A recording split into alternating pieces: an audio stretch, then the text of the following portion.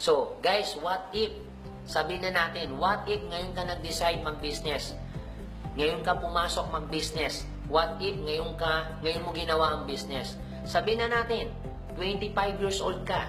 Sample natin, halimbawa, kung ikaw ngayon nanonood at ang edad mo 25 years old, o kung hindi naman ang edad mo, idagdag mo yung 5 taon. Okay, ganito kasimple po yan. What if ngayon ka pumasok, ngayon mo ginawa ang business? Ngayon mo pinasok ang business.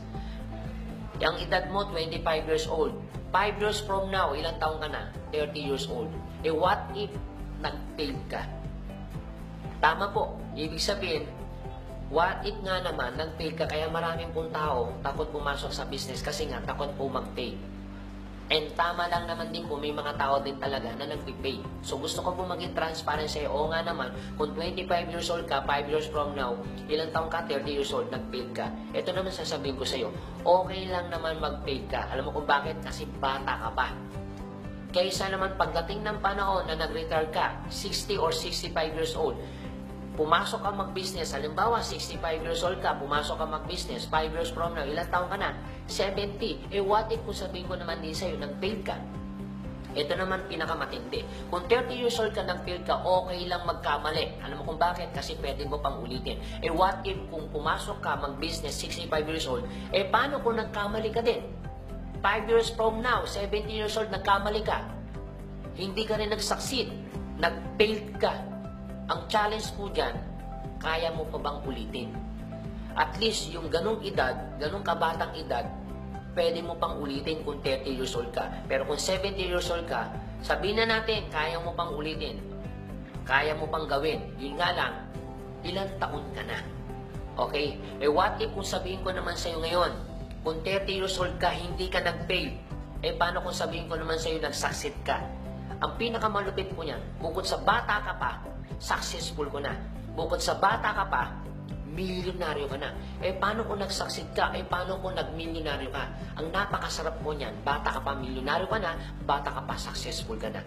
What if kung sabihin ko naman din sa'yo, 65 years old ka, 5 years from now, ilang taon ka? 70. Paano kung sabihin naman natin, hindi ka naman nag-fail? Sa ganong edad po, 70 years old ka naman, hindi ho kayo nag-fail. Nag-succeed ka din. Nag-milyonaryo ka din. So, ibig sabihin, baka possible din na yumaman ka sa ganong edad, possible din po na mag-succeed ka. Paano kung nag-milyonaryo ka sa ganong edad, 70 years old, paano sa ganong edad, nag-succeed ka din? Ang question ko na lang ito, may enjoy mo pa ba? So, yun ang challenge po. Kung sinasabi mo ngayon, hindi mo na siya may enjoy dahil may edad ka na. So, anong sense ng trabaho ka ng buong buhay mo kung hindi mo rin naman din may enjoy? So guys, mas maganda pa rin na i-enjoy mo yung pinaghirapan mo kasi ikaw ang naghirap niyan. Ang mas worse, pinaghirapan mo na nga, hindi ka pa nag-enjoy. So pero guys, no worry kasi later pa naman po yun. Ngayon, nasa iyo po ang decision.